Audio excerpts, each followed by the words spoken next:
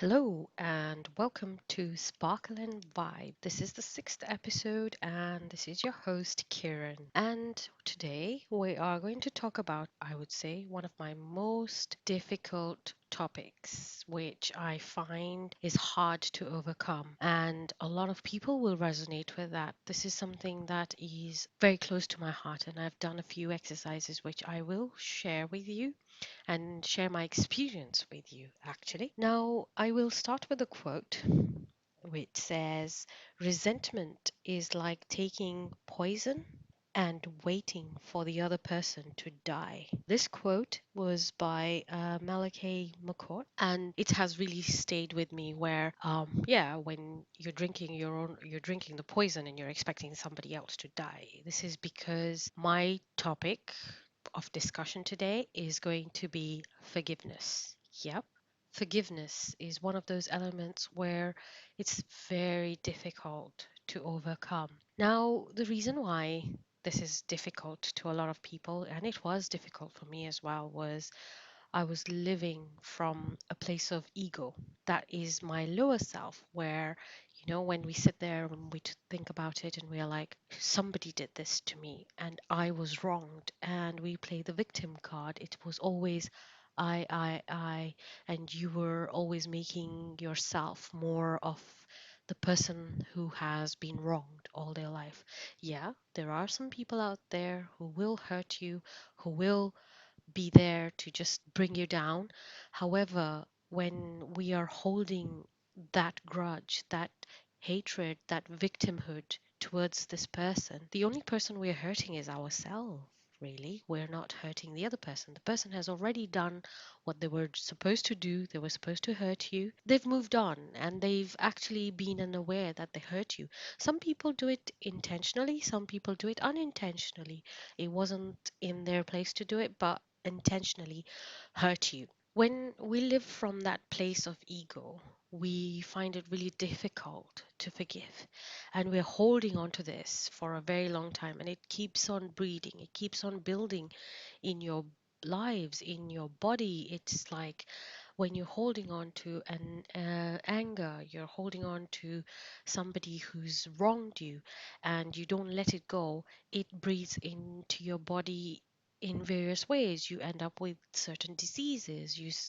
Some people might end up with a shoulder pain, a neck pain, or even an outburst of acne on the face. And there could be various other effects of this kind of emotion that is trapped within the body. Now, when we sit down and we think about the I, we always think about from an ego point of perspective. We never think of it from our higher self perspective. The I is your soul, pretty much what is there, which is selfless, which does not have an ego, which is more of just an independent energy. Now, this I keeps growing. When you were a baby, your soul was in there, and you grow up to being a toddler, you grow up to being a teenager, and then you move on to adulthood, and then you get to old age and move on. Your body progresses. However, that I still remains the same, because it is that soul that you were born with comes out all the way till your dying day. So you have your soul intact. But when we let these emotions come into it, where we let our ego get in the middle of everything, then we start attaching ourselves to hatred, to the negativity. Today, I am going to talk to you about is more about forgiveness. Now, one of the toughest things you can do is forgive yourself. A lot of people never forgive themselves as much as they would like to, because for instance, like when you grow up, you're being told, oh, you're not good enough, um, you're so daft, or how can you be so thick, you're so stupid. So it's pretty much that thing stays with you, and you keep growing up with that mentality of, oh my god, I'm not so clever, and I'm not good enough. So what we need to do is we need to start working with ourselves, where we can actually begin to forgive ourselves, because in honesty, we're all born with our own individual unique gifts. I would be a different person compared to another person. Even twins, they're never alike. They are born with their separate souls, and and they have their own personalities as well. So you can't just say, oh, twins, they would have the same destiny or they would have the same mindset. They're different individuals, and they will do things at their own pace, at their own personalities. So what you need to start doing is you need to start talking to yourself with giving that compassion, giving that forgiveness to yourself. So you're sitting there and you could come up with a phrase which would say, I forgive myself for all that hatred I've built towards myself. You know, when you even talk about yourself, like when you speak to somebody, even jokingly, oh my God, I'm such an idiot, that still stays with you. Your body is listening to it. The universe is listening to what you're saying. And that is causing a lot of conflict within yourselves. So I think maybe we could just start with a simple affirmation. We could say, I am forgiveness. I forgive myself. It's okay to be me. It's okay not to be perfect. I forgive myself. Just keep on saying that over and over to yourself and give yourself all that love and that care. And then you can move on to forgiving others. Now, forgiving others is another problem where we always have that ego that comes in and says, "No, but they hurt me so much, and why should I forgive somebody?" Like my quote that I began with saying, resentment is like drinking poison and expecting the other person to die. So you're the one who's actually getting affected by it rather than somebody else, the person who's hurt you. The person who's hurt you does not know that you're hurting inside.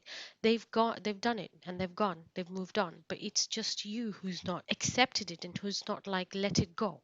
So you're holding on to it, and your ego is letting you hold on to that pain, that hurt that you've been carrying on. So probably just try and like forgive the people that have hurt you. And I'm not saying you will go and do it today or when you're ready to forgive somebody. Now, many years back, one of my parent, I wrote a letter to them and I said, I am really sorry for ever hurting you in your life. I'm really sorry for what I did. So I wrote a whole heartfelt letter of forgiveness. And I also said, I forgive you for anything I might have done to you. So it was a give and take thing. So it was asking for his forgiveness plus also forgiving them. And so that was something that I did, and I sent that letter. Now, some people, if you feel uncomfortable with sending that letter, you can just write it and keep that letter. You don't have to send it to this person because you are letting off your emotions. You're writing with feelings and saying that this is me forgiving you and letting go of that. Some people, what you could do is if you don't want to send that letter, you can burn it. Burning gives you closure, gives you that sense of relief that yes, I have forgiven this person and I've let it go. So lighting a fire to that piece of paper just gives you closure. So you could do that. With my other parent, I actually sat down. We had a heart to heart chat. And this one was where I was like, yeah, we've had a love hate relationship growing up. But I forgive you and please forgive me for hurting you for all these years. And now we're like good friends and we talk and we share our experiences and we have this chat. Our relationship has literally blossomed, and it's like now we're more like friends rather than a parent and child situation. So this could be something else. If you feel you can still speak to this person, go ahead. Have a chat with them, talk to them, tell them how you felt, how you're going to forgive them, and how if they ask for your forgiveness, yeah, forgive them for it and build that relationship. With some people, yes, you might not want to build that relationship because again, maybe you just want to be acquaintances. So that could be another thing.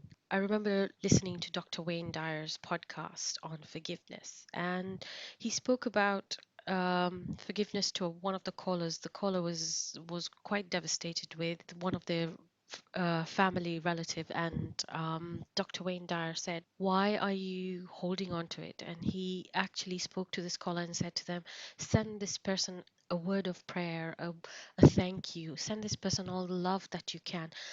he did say that, it's a bit difficult to do something like this because your ego is still not trying to forgive this person.